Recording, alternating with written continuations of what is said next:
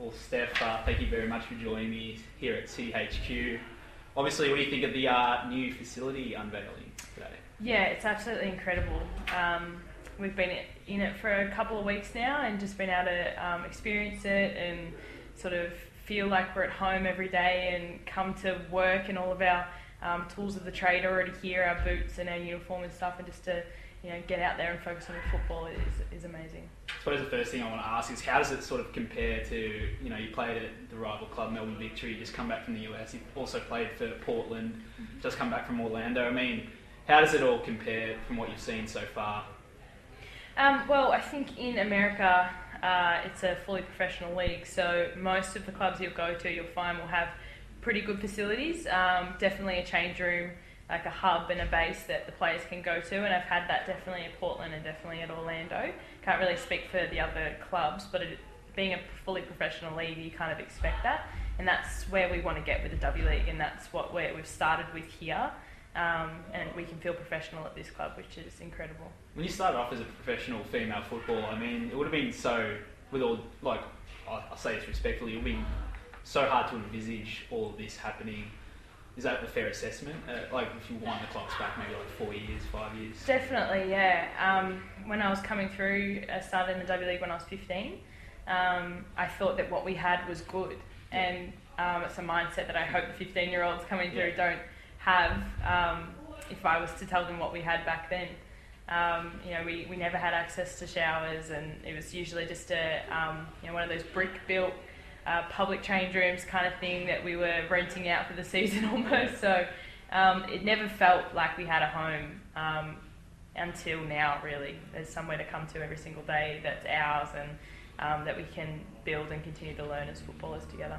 There's a lot of talk about sort of your competitors, not just clubs but also other sports. I mean, there's a lot of talk last season how you raised the benchmark with what you did on the field. I mean, how much, like, it's a good thing that people are going to look at this from other clubs, other sports, and say, hey, look at Melbourne City, we should be doing this, sort of raise our standard, actually give some attention to the women's game as well.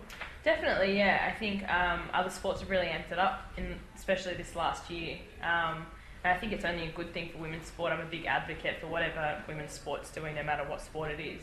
Yeah. But I think football has to keep up. I think we can't fall behind in all the professionalism that's going on, and I'm very grateful for what City are doing, because they really are raising the benchmark and pushing other clubs and football in general to pick up the standard and to make sure we're keeping up. Can I ask about the squad on the pitch now? I mean, how do you sort of see the squad collectively? You've got a couple of talented players. You've lost some players. Lost Beattie, Little, Chidiak, who's over at Adelaide now. You've got Goad, who's who's playing in the US for a college club. Mm-hmm. I mean, how do you sort of see with the players that you've brought in? You've got Fishlock back, you've brought Barnes in. Yep. She's brought Barnes with her from Seattle. So how do you sort of see it? Looking from the first two games, doesn't look like it'll be as east as it was last season. Definitely, I think it's a brand new season. As you said, it's a brand new squad. Good players gone out, good players come in. But we're not really looking to compare to last season. We're just trying to improve as a football side, and we have started a little bit slow, but I feel like we're getting better and better every single training session. It's taken us a little while to gel, and I think in the next coming rounds we're just going to keep getting better and better and building, and hopefully playing good football. And the fact that we haven't been playing our best and haven't started as strongly as we probably hoped, and we're still winning, is for me a massive positive. Is that we're experienced enough and professional enough to still get the job done, even when we're not playing our best football. So hopefully just better from here, and can keep getting some wins. There is actually a game this weekend. It's the big derby on Sunday against Melbourne Victory. I mean, still a weird feeling coming up against your former club, or not really? I don't know. I guess I'll have to wait and see come game day, because I haven't played against them in a little while since last season. I think I missed one of the games because we were away, but I know last year it was definitely still a strange feeling. But they've got a whole new squad, and it's not the girls that I really played alongside, bar one or two. And I've been here this is my second year now, so this is my home, and I'll put on my shirt and play against them, and it'll be what it is. It'll be football. Did you it's unusual. Did you cop it from Victory supporters when you moved over, like social media and at games and stuff like that? Is that a thing? Or? A little bit. I mean, a lot of it was quite positive. I think a lot of the girls had already signed over, so I feel like a lot of people kind of predicted what was going to happen, which probably helped because it was more drawn out. But there was quite a bit of negative media that I had expected. Being the captain and being there since I was 15, it was definitely a little bit of backlash, but definitely not as much as I had anticipated. I was really quite anxious about the announcement, but people were really supportive and could see that City was a great club and was going to be doing great things. So the support was just as good. In a way, is the the backlash kind of a good thing though? Like it shows that people actually care, and there's we've got sort of traders and stuff like that. Yeah, definitely. I think I started to look at it that way when it came through. It was that they were more upset than angry, which was a nice thing in the end. You guys copped it from Portland supporters in that first game, did you? Is that true? No, you didn't. I didn't. The Portland supporters are incredible. They're very, very passionate, but very loyal to people who play for them. I think, Alex Morgan came over with me, and I think she copped a lot more than I did, just being an American, probably.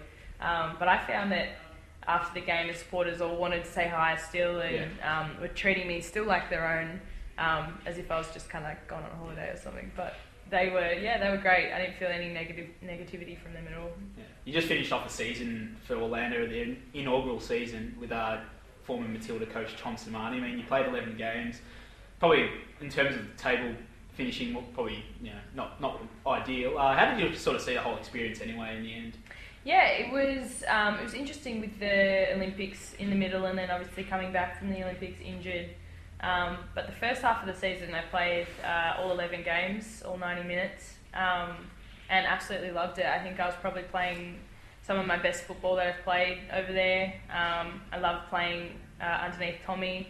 He really allows you to be yourself on the field, and loves when you express yourself in an attacking manner, and kind of makes sure that you bring all of your attributes to the game and gives you a lot of confidence to do that.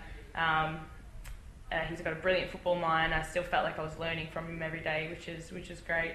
And yeah, as you said, obviously it was an interesting experience not making the finals in the end, and I came back from the Olympics and I knew that I wasn't going to play for the rest of the season, so that was a challenge in itself. But it's the first year for the club, and the NWSL is an extremely tough league with incredible players, so you can't just come in and not play all that well and expect to win every game.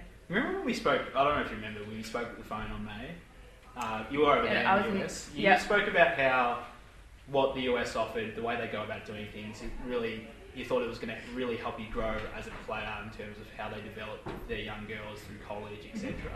I mean, now that that's all the way back in May, how do you feel now about that, growing as a player?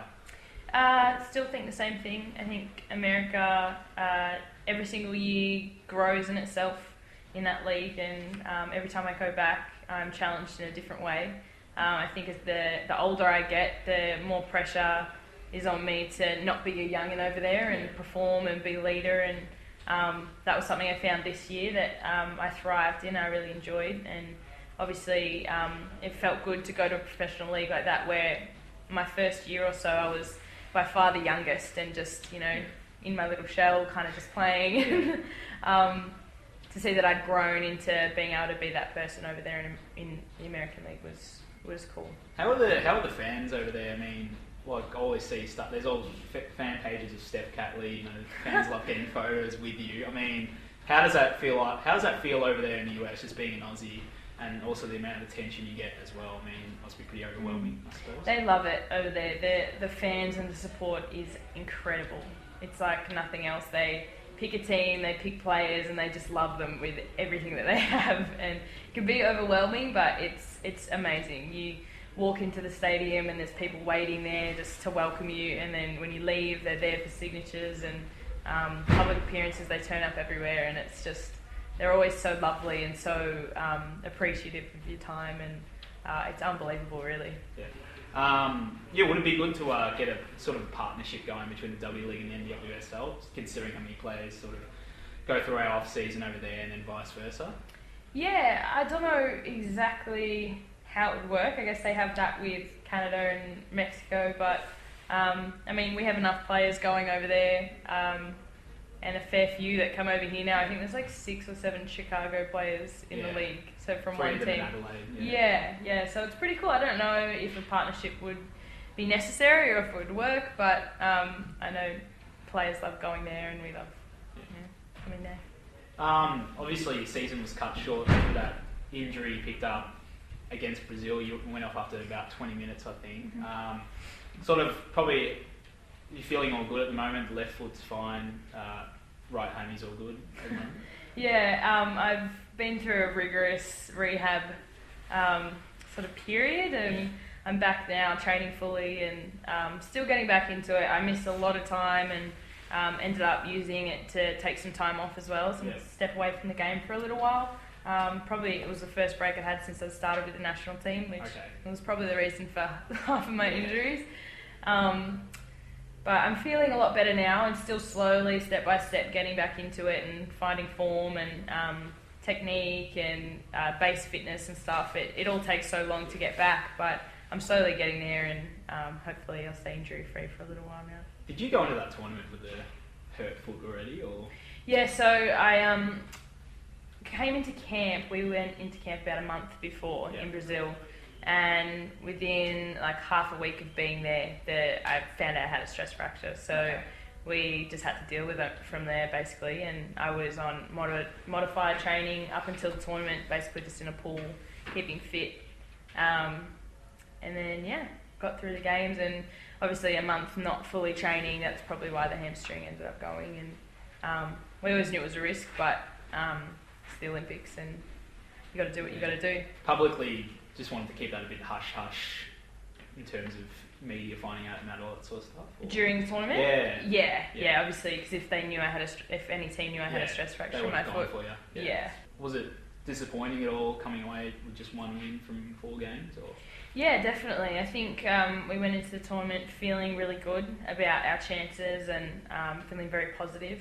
But we were still taking it one game at a time, and major tournaments, you never know what's coming. You can go in, in the best form of your lives, and something happens, and a game changes in a certain way, and everything's kind of thrown up in the air, and you have to learn to deal with it. It's survival of the fittest, really. So I think we were quite disappointed in the end. But in saying that, we're such a young team, and from tournaments like this, we learn so much, and we take so much away from the negative experiences. And I think with the year off now, to build and to get more prepared and more experienced and more fit and strong, and come back, and hopefully by the time we're in France for the World Cup, we'll all be kind of peak age and ready to go for that tournament. Just the fact that you went for a medal, is that the most disappointing part? Did it feel like you sort of it was sort of a failure in the end, or was that just... Well, I think everyone goes into a major tournament going for a medal. I don't think anyone would go in thinking, let's go and try and win one game and that'll be it.